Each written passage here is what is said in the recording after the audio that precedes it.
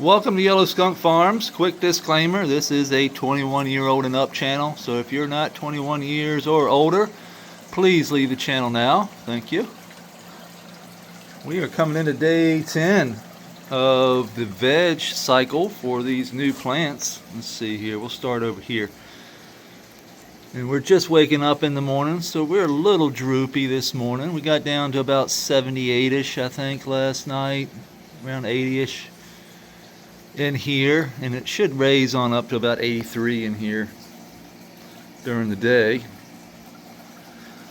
Humidity is around 60 to 65%. We've got the DHU back there pumping in that DHU water back into the creek here, and we're pumping out water from the pond, pumping it up into the creek system, running it through the creek, and that creek is feeding and watering our soil beds simply by wicking water up out of the creek up into the creek's edge here where all the sand and silt and clay is. It just wicks it right on up and right into the soil pockets. You can see how moist it is.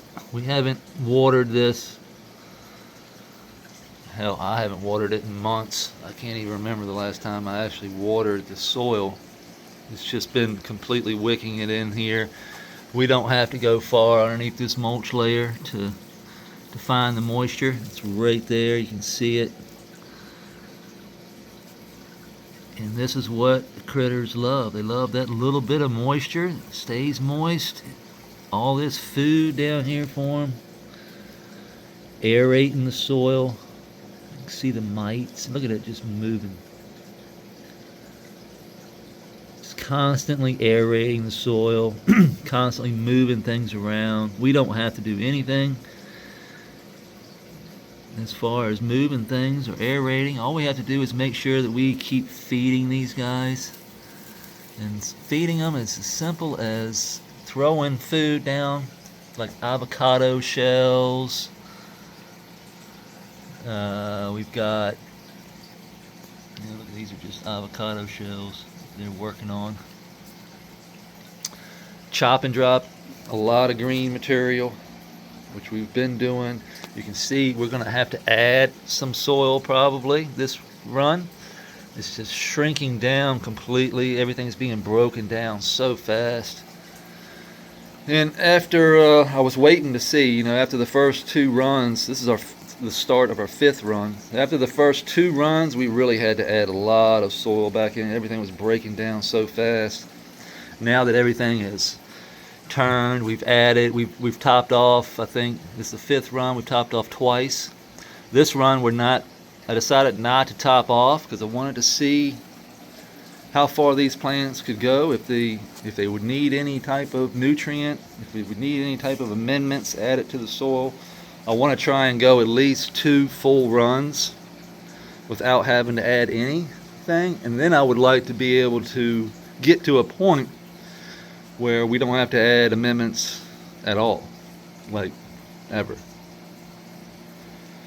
And that is going to come from the breaking down of sand, silt, clay, rock, all these minerals in here that the biology can break down over time and give us a slow release that will outlast us on this planet.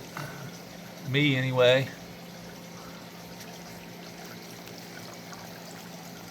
And that's the hope here. Hopefully I can just get this thing turning and burning to where the biology, there's so much sand, so much silt, so much clay, so much organic matter, that all we have to do is simply chop and drop things that are growing in here, returning that nutrient back to the soil.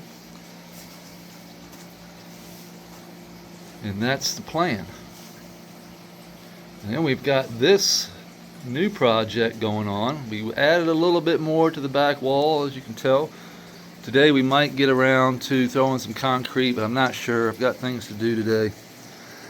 I'm not sure if I'll get to the concrete. We've got that layer right there that needs to be concreted in. Everything from there down has been concreted on the back side. We just need to come in and concrete that top 2 layers there. And then we're going to, this is about the height here, what we need, but we're going to stack a couple more here, just kind of give it a little rounded point right there and come back down. And that's where the waterfall is going to start. We're going to raise this up into here and then create some shelves where we can pump water up, drop it in, and boom, boom, boom into the creek and then flow down through here. So we still got a long ways to go. This is pretty much the most important part that we need to, as far as engineering and design, this is the most important part, is getting that creek at the right height, at the right level, dropping it in at the right spot, making sure that it flows properly once it hits the creek. I know it's hard to see at this point, but that creek foundation there is going to come. We're going to stack rocks all the way up into here and then create a channel. And we're going to use concrete inside the center of that channel. Smooth it out, create a waterway. Seal that waterway with pond shield, the same thing we did over here. You can see that slick look on the rocks. That brownish gives it, this is the normal color of the rock, and then this is what it looks like with pond shield. It's in a two-part epoxy that we put on the concrete or rock, and it seals it up, makes it waterproof. What's up, Coot? Looking good, boy. You've already eaten. There's Plinko. There's a shiner. That's the first fish we put in, that shiner. We didn't give him a name because, well, I didn't think he'd be here that long. He surprised us. He's grown up to be a nice big old shiner. There's Scoot. What's up, Scoot? What's up, girl? You hear me? You hear me? You've already eaten, though.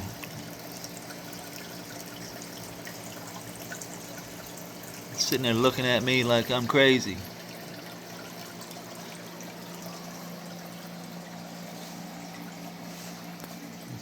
We got some outdoor here we're going to be picking from. Got some AK-47. This is supposedly 1995 AK-47 times AK-47. Sanctuary Seed Bank sent us this, and we're gonna see. They got some thin leaves going on them. Look at this one down here. That one might not make it. They were all kind of weird from the get-go. And then we've got these here, which are from THC Garage. The Panama Red times Runts Toxic Red. We're gonna try that out. Then we've got these right here, which are OK Calyx. These are his legendary cherry. May have to get some more soil in here.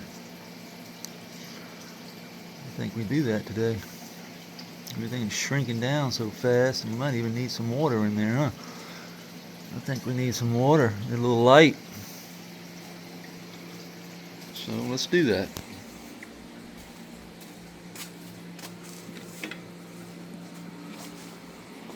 Let's do that.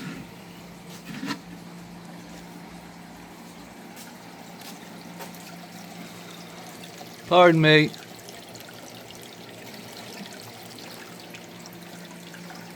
Get me a little bit of water.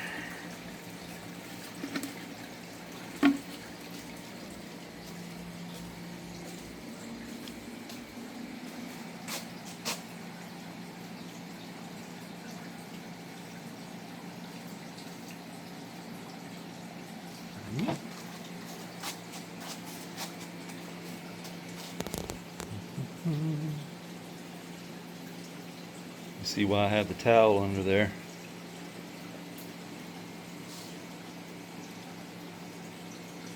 Let me get us some more soil.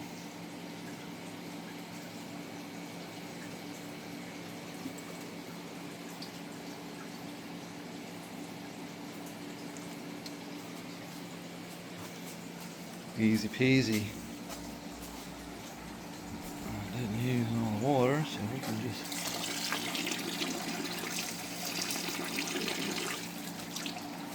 put a little over here too.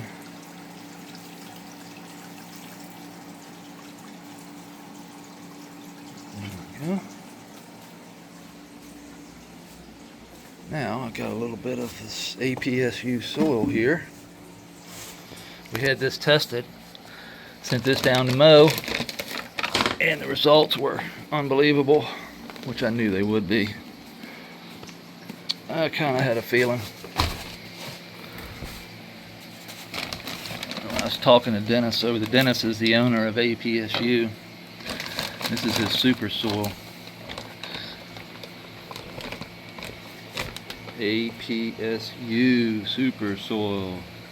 Living organic, and when he says living organic, he means it's true.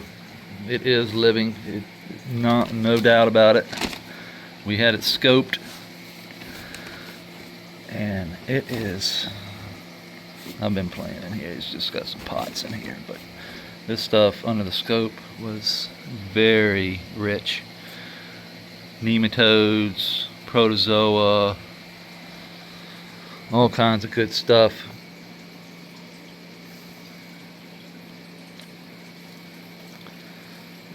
Everything we want to see.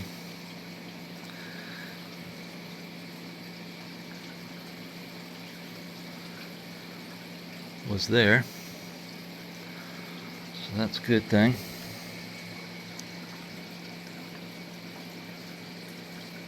Bring the vacuum back around here and get up all this dirt, but I'm not really trying not to make a big mess, but one-handed here is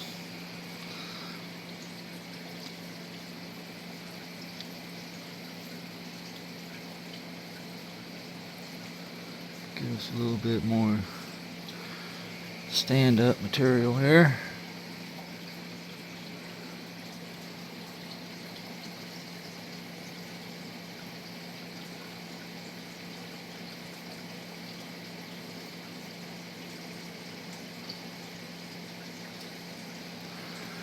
There we go.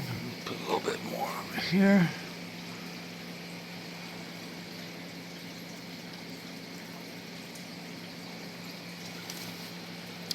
So he doesn't use perlite. This, what you see in there, is vermiculite.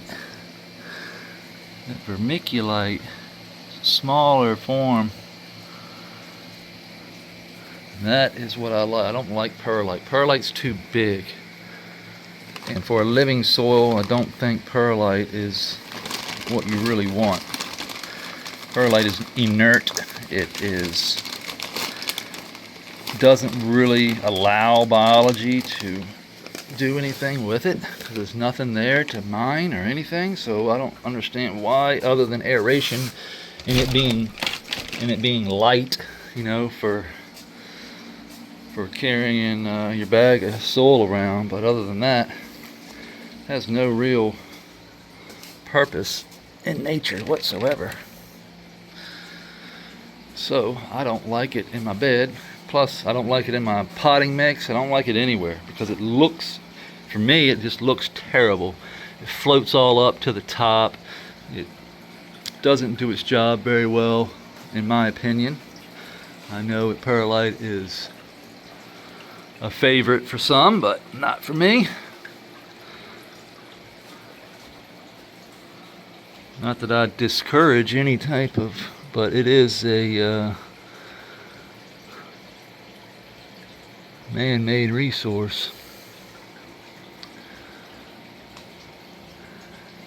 And particularly if I'm going to go in a living soil like this, I really don't want the man-made stuff. I want all of it to be natural,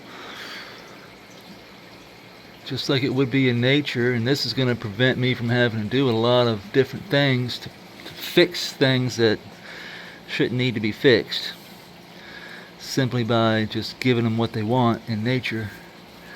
Other than like perlite, which isn't there, they got to work around perlite. Perlite will float up to the top, like I said, when you water it. The bugs and the critters will keep the soil aerated. The worms, the roots, all these things penetrate the soil, opening up channels, allowing air and water. It's that simple. We've got air in the water, so air is we're picking up air right here, we're picking up air there, we're picking up air dropping in, we're picking up air as it flows and breaks the surface of the water, or the water breaks the surface of those rocks and stuff, picking up air. And that is what's keeping all these plants along the edges of this creek here from going anaerobic, from it's just sitting there in water. It's the air in the water that's keeping it from going anaerobic. So what we want to do is keep the soil out of the water down here in this layer, because there is no air way down here in the reservoir, but there is air up here. And as we don't have no air, it turns to a swamp, funky swamp.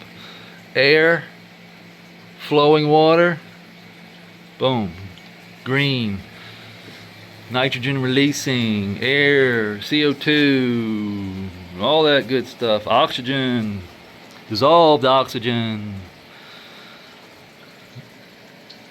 you know, all the science stuff that I don't particularly like. Science, I mean, I don't particularly, I'm not very good at it. I'm dyslexic, so it's hard for me to remember those scientific terms and all that, you know, chemistry and stuff. Some people are great at it, like Brandon Russ. Man, the guy's like got a photographic memory. He can read something. He can read that white paper and then just read it right back to you like he didn't miss a beat. And it's like, how the fuck do you do that? It's photographic memory. I read something and I forgot what I read halfway when I'm reading the sentence. Like, I can get through a paragraph and then forget what I read at the beginning of the paragraph. That's just the way it is.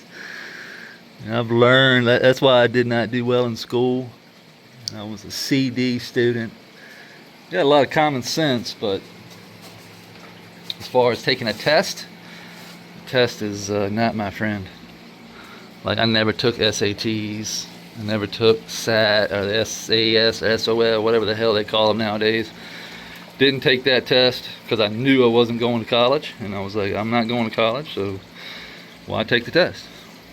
I knew I was going to fail it. I knew I'd do bad at it, so why even put myself through that pain and agony? I told my mom, I was like, I'm not taking that test. And my mom was like, you're probably right, because you're not going to do very well, and it's not going to be very well for your self-esteem.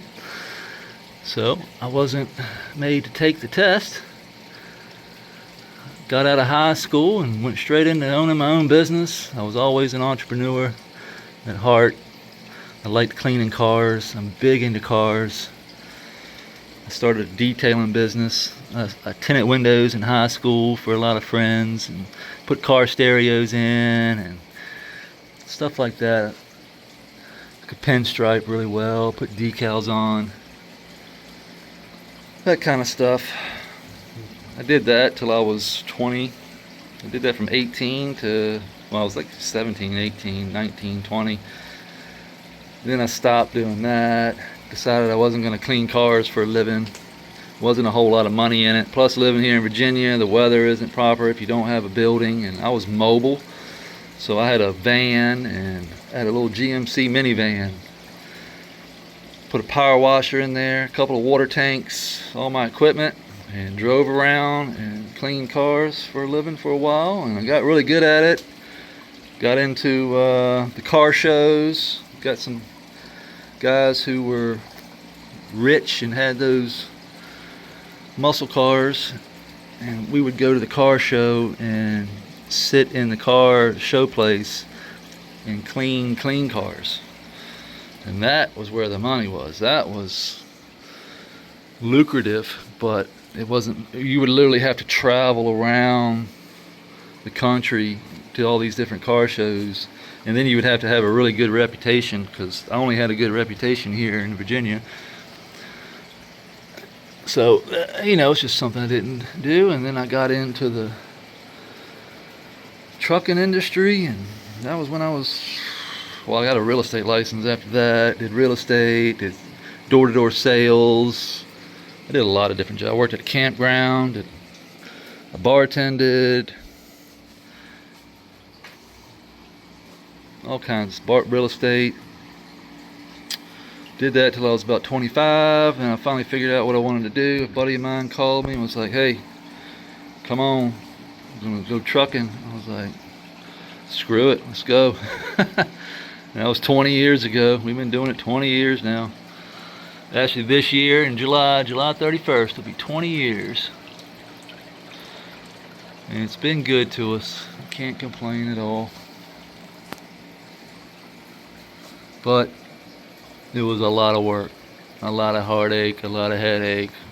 Lights turned off, and I lived in a single wide trailer for 22 years while I built that business. And it paid off. It paid off. But that's a little bit about my story. And that's just a very small little part. This guy here, I don't know what, look at that thing. It was reaching, boy. She wants to reach for that. She was hunting for light. Let's put it over here. Maybe you can, there we go. Get more light over there. She's struggling for that light through that Monstera. You can see our new Monstera leaf is starting to form. That's going to be a big one. I mean, this thing is... That's a solar panel right there, boys and girls. Those are solar panels. Look at that thing. It's a monster.